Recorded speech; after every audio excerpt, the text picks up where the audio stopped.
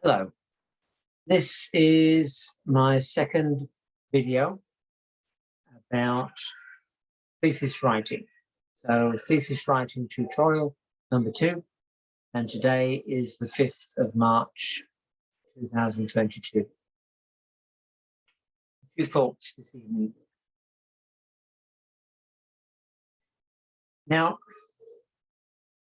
I think when you're writing a thesis,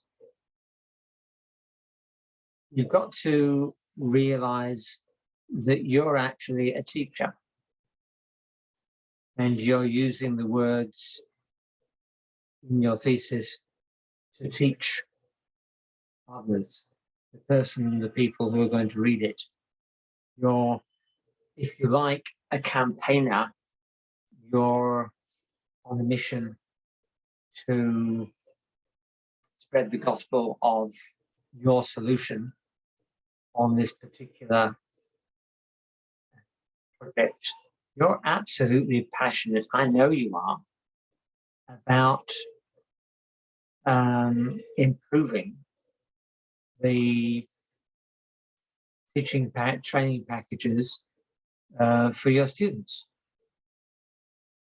That passion needs to come out of your words, and say your sentences, write your sentences as you speak. You're passionate about what you're saying.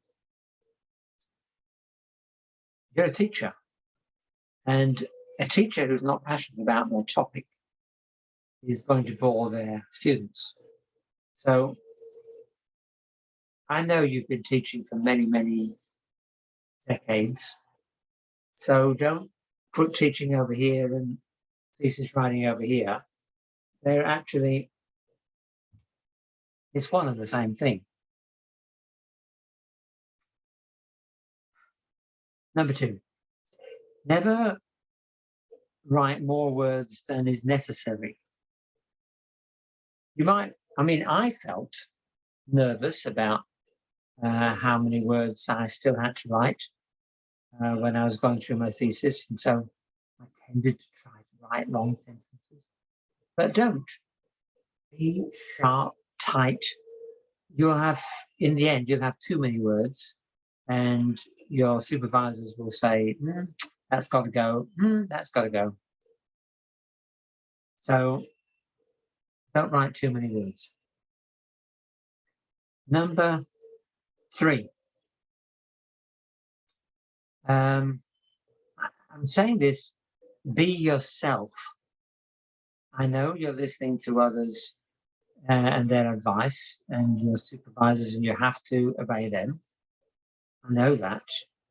But you don't be your supervisor. Don't try and be someone else.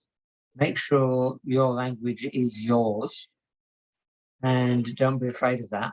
It's really got to be you and nobody else. Be authentic, totally authentic. Number 4, confidence. Now, I think on our journey, I've discovered about you that it's your confidence, the level of the barometer, if you like, of the confidence measure that determines everything. It really does. So let me just paint a little picture for you. You've got a master's.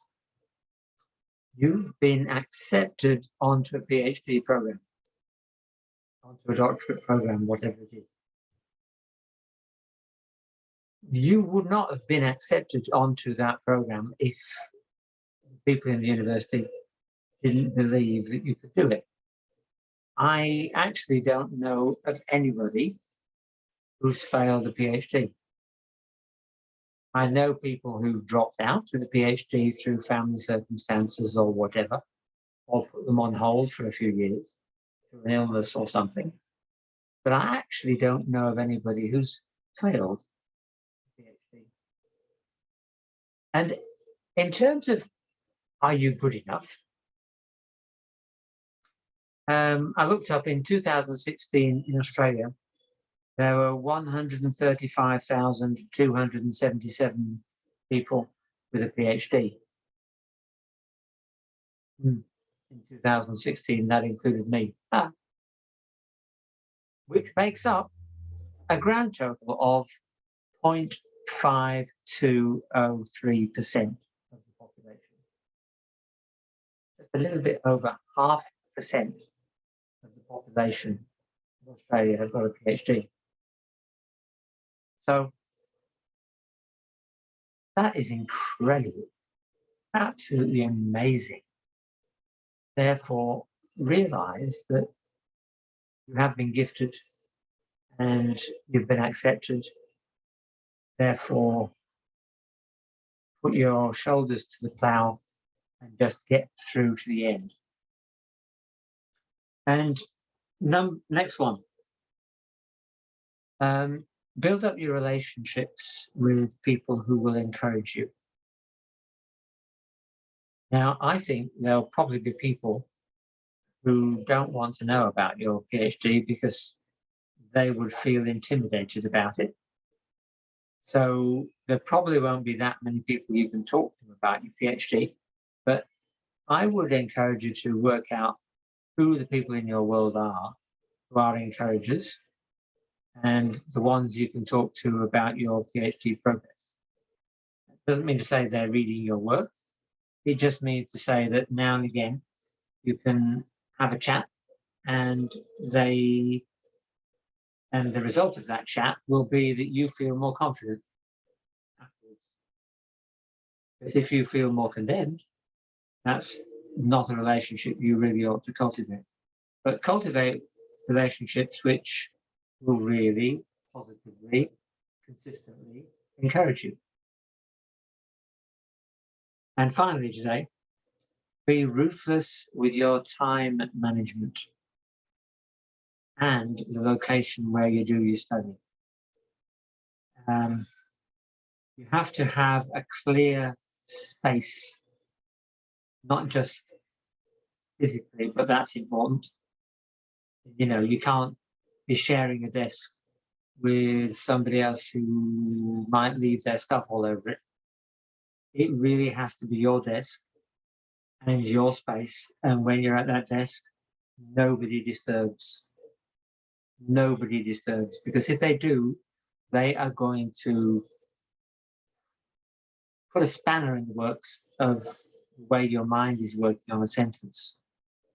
And that would be so depressing because you had every thought going and it was going to be a great sentence, but then it went because somebody interrupted you. Nice person, sure.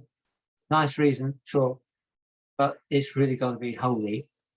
And because you've got a full-time job and a full-time family, time management, massive.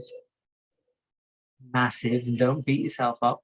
Don't make yourself goals you can't fulfill because you'll just feel worse. Anyway, enough for tonight. End of message. God bless.